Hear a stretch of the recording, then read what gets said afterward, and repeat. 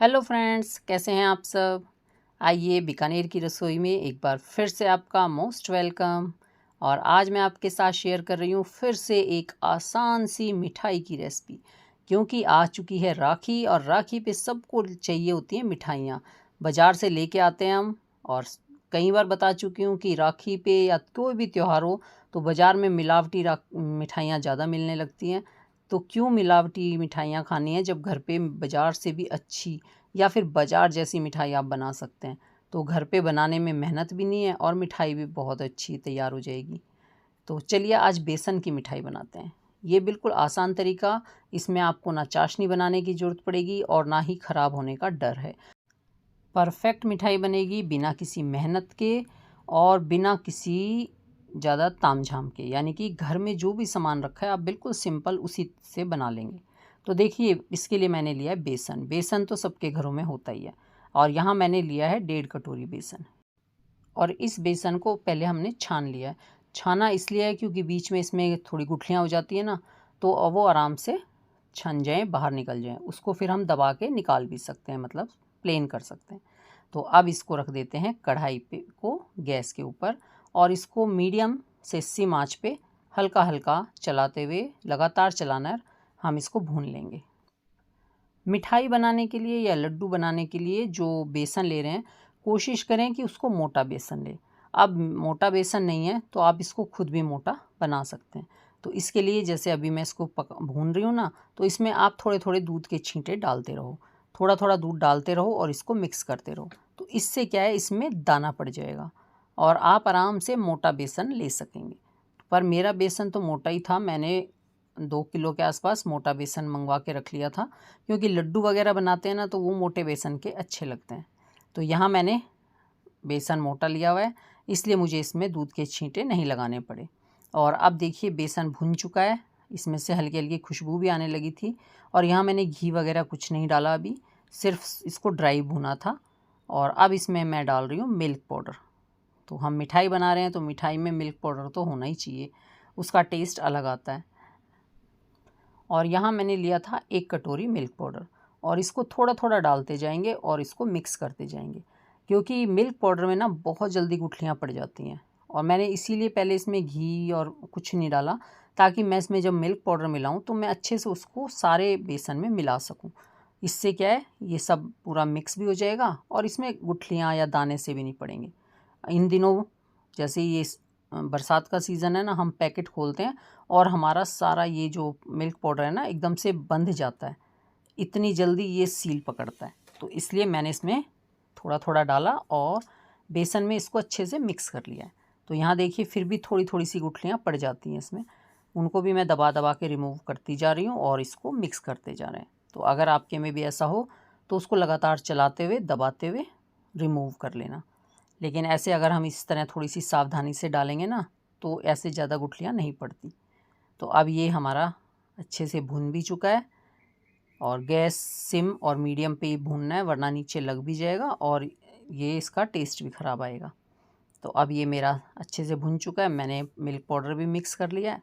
तो चलिए अब इसमें डाल लेते हैं घी। यहाँ पे आधा कटोरी से ज़्यादा घी डाला है। 1.5 कटोरी बेसन था तो करीब 1 कटोरी के आसपास मैंने घी डाल दिया। अगर घी कम डालेंगे तो आपकी मिठाई ज़्यादा सॉफ्ट नहीं रहेगी। तो इसलिए अगर आपको खूब अच्छी सॉफ्ट सी बनानी है तो थोड़ा सा घी ज़्यादा डालें। और अगर लगता है कि नहीं, नॉर्मल खानी है कम घी की, तो 1 कटोरी से थोड़ा कम डाल लेना। और बस हम इसमें जब घी डालेंगे और इसको अच्छे से मिक्स करेंगे तो इसका टेक्सचर में मुट्ठी बंधनी चाहिए। तो जैसे आपकी मुट्ठी बंधने लग जाए, हमें इतना ही घी इसमें डालना है। तो अब ये हमने अच्छे से मिक्स कर लिया है और देखिए घी भी अच्छे से मिक्स हो गया है, हल्का सा इसका कलर भी चेंज हो गया है। तो अब यहाँ पे हमने आंच की हुई है मीडियम। तो अब हम इसमें डालेंगे चीनी। तो यहाँ पे चीनी कैसी डालनी है, यहाँ पे हम कोई चाशनी वगैरह नहीं बनाएंगे। तो आज हम बिल्कुल बिना चाशनी वाली बर्फ़ी बनाएंगे। तो इसके लिए 1 कटोरी चीनी, अगर आपको थोड़ा कम मीठा लेना है तो 1 कटोरी, और अगर आप अच्छा मीठा खाना है तो पूरा इक्वल 1.5 कटोरी बेसन था, 1.5 कटोरी चीनी। तो इतनी चीनी लेके उसको अच्छे से ग्राइंड कर लेंगे, बिल्कुल फ़ाइन। अगर उसमें दाने रह जाते हैं, यानी आपकी मिक्सी अच्छे से नहीं पीसती, तो उसको छान लेना। ये बहुत ज़रूरी है, क्योंकि अगर इसमें ज़रा भी दाना रहा ना तो वो आपको किरकिर करता रहेगा। तो यहाँ पे बिल्कुल फ़ाइन चीनी करके हम इसमें डाल देंगे। तो यहाँ जो आज आपके साथ मिठाई शेयर कर रही हूँ ना, इसमें ना हमें कोई चाशनी बनानी है, ना हमें कोई पानी का इस्तेमाल करना है। ऐसा बिल्कुल बिना चाशनी के आप बहुत ही बढ़िया सी मिठाई तैयार करेंगे आज। अक्सर होता है जब हम चाशनी के साथ कोई मिठाई बनाते हैं तो बहुत ज़्यादा कन्फ्यूज़न रहता है। कई बार वो जम जाती है, कई बार वो ढीली रह जाती है, और जहाँ किसी भी रेसिपी में चाशनी आती है ना तो कई लोग तो उसे इग्नोर कर देते हैं। अरे इसमें चाशनी डालनी पड़ेगी, फिर वही पंगा हो जाएगा। तो यहाँ जो आज आपके साथ मिठाई शेयर कर रही हूँ, इसमें आपके साथ कोई पंगा नहीं होगा, आप बहुत आराम से इसे बना लेंगे। अब मैंने इसमें डाल दिया है 2 चम्मच दूध। इससे क्या है, हमारी चीनी जल्दी मेल्ट हो जाएगी, वरना हमें थोड़ा सा टाइम लगेगा इसको पिघलाने में। तो यहाँ पे 2-2 चम्मच दूध मैंने 2-3 बार डाल दिया। इससे क्या होता है, धीरे धीरे आपकी चीनी जो है वो मेल्ट होने लगती है। तो बस आप देखिए। और अगर आपको दूध नहीं डालना तो यहाँ पे पानी भी डाल सकते हैं। तो उसी तरह से 2-2 चम्मच पानी डालते रहो तो आपकी चीनी पिघलने लगेगी। अगर ज़्यादा टाइम तक मिठाई रखनी है तो पानी डालना, अगर जल्दी ख़त्म हो जाती है तो दूध डाल लेना। तो इस तरह से मैंने भी इसमें थोड़ा थोड़ा सा दूध डाला और इसको मैं मीडियम आंच पे पकाई जा रही हूँ। इससे क्या है, थोड़ी देर में आप देखना ये बहुत अच्छे से चीनी मेल्ट हो जाएगी और आपका डो तैयार हो जाएगा। ये देखिए बिल्कुल परफेक्ट डो आपका तैयार हो गया है मिठाई सेट होने के लिए। और यहाँ पे ये भी कोई डर नहीं है कि आपका दूध थोड़ा ज़्यादा हो गया तो आपकी मिठाई सेट नहीं होगी। नहीं, आप इसमें आराम से, अगर आपका दूध ज़्यादा भी हो जाता है 2-4 चम्मच, तो भी आपको कोई टेंशन नहीं है, आपकी मिठाई परफेक्ट बनेगी। तो ये लीजिए डो तैयार है। अब अगर आपको इसमें कोई भी ड्राई फ्रूट्स डालने हैं तो यहाँ पे आप उसको मिक्स कर सकते हैं। तो जितने ड्राई फ्रूट्स जैसे भी आपको अच्छे लगते हैं आप खूब आराम से डाल सकते हैं। तो यहाँ पे जो डालना हो डालो। मैं तो आपको कई बार बता चुकी हूँ, इन चीज़ों में बिल्कुल अच्छी नहीं लगती जब बीच में ये सारे ड्राई फ्रूट्स आते रहते हैं। तो इसमें मैंने कुछ नहीं डाला, सिंपल है, बस इलायची के दाने डाले हैं, उसी की खुशबू आ रही है। तो अब चलिए अब इसको सेट कर लेते हैं, क्योंकि डो तो हमारा परफेक्ट बन चुका है। तो यहाँ पे मैंने लिया अपना ये फेवरेट ट्रे, इसमें मैं थोड़ा सा ग्रीस कर लेती हूँ घी से, और इस तरह से चारों तरफ लगा लेते हैं और फिर हम अपनी मिठाई सेट करेंगे। अब अपना सारा डो इसके ऊपर रख लेते हैं और जैसा भी आपको इसको बनाना है, पतला मोटा जैसे भी पीस आपको रखने हैं आप इसको जमा सकते हैं, सेट कर सकते हैं। तो यहाँ पे मैंने तो थोड़ी सी मोटी बनाई थी। और बेसन की मिठाई बनाने का इससे आसान तरीका नहीं आपने अब तक देखा होगा, ये सबसे आसान लगा। इसमें बिल्कुल कोई भी झंझट नहीं है, और जिसको मिठाई बनानी नहीं आती या जो पहली बार बना रहा है उसकी भी मिठाई बिल्कुल परफेक्ट बनेगी। और ये आपको देख के पता चल रहा होगा कि इसका टेक्सचर कैसा आया है। तो इसको हम सेट कर लेते हैं। और जब तक मैं ये मिठाई सेट करती हूँ तब तक आप प्लीज़ वीडियो को लाइक कर देना, साथ में हाइप भी आएगा आपके पास, तो आप हाइप के ऑप्शन को भी दबा देना। और अगर आप न्यू आए हैं तो चैनल को सब्सक्राइब कर लेना।